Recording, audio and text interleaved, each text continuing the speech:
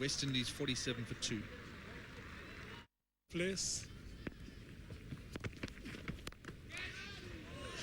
Shouts if catch it. Brian Lara hit that hard. It was airborne for some time, but the man at cover point really did not have a chance. The one thing about the West Indian batsmen is when they clout the ball anywhere, it actually takes on a life of its own. This is a lot of speed coming off of the bat here. Like that. Initial movement back, but pitched up enough for him to be spanking it through extra cover.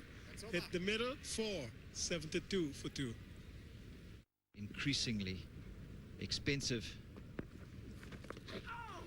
And of course, he's bowling to arguably one of the better players of spin bowling in the world, who didn't even look to get a sighter. First short run for him. Up to the bat and thick inside edge. Well, nobody down there. That was a false stroke. And that is beautifully bowled by Paul Adams. That's Now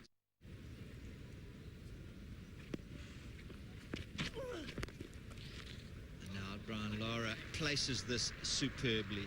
He gets across. Just watch his hands here. There was no great... And of course, now the game is on because Jacques does not like being treated like that one bit. And they'll take a single here. Paul Adams, the fielder. And the person who was put back on the square leg boundary, Gary Kirsten, is 26 and 25. Lara to face. Beautifully pulled away. That was a shot of class. Yeah, I think you can only call that a smash. Yeah. And it continues in 2004. He's not missing out, Brian Lara. Paul Adams, yeah, struggling with his consistency. Not being able to get too many balls in the right area. Do this sort of play in this sort of form. Well, that's easy pickings. He's found the gap. Plenty of time to pick it. And how well he has played.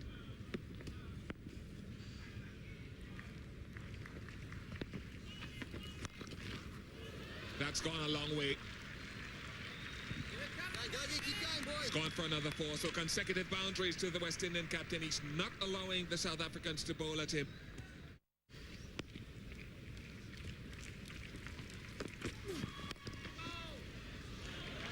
Oh, look at that. Brian Lara played that shot with one hand off the bat, and what a way to bring up your 50.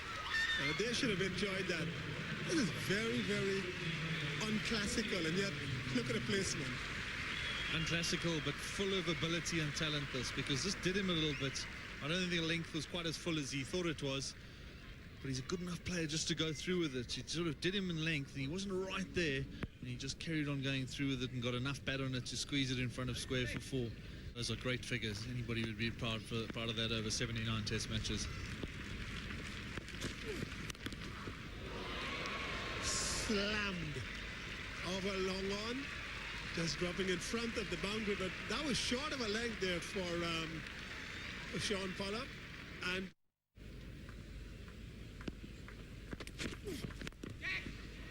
now that's 4, so Brian Lara's going to keep up the rate at least through extra cover again.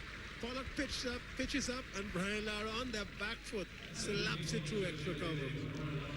You see Lara only run out 3 times in 172 innings. Well, he's going to squeeze 4 there. Perhaps not intended, because that was a totally defensive shot, but... That could be 4 more as well. It is. So the boundaries keep flowing for the West Indies.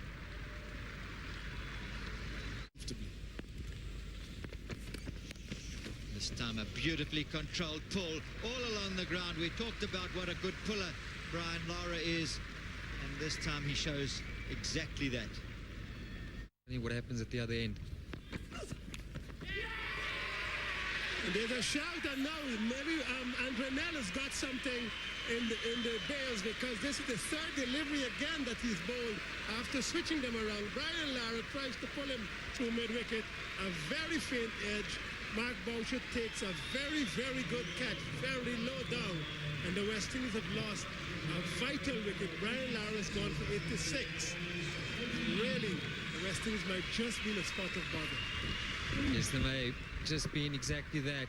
In this end, a very fine innings yet again. Andre Nell coming to the end of his spell. However, he kept the aggression, he kept the pace up, and he's rewarded. It's been a big effort from him. It's been a long series so far. And Lara, the crowd appreciative of yet again a very, very fine innings. 14 short. What would have been another good 100.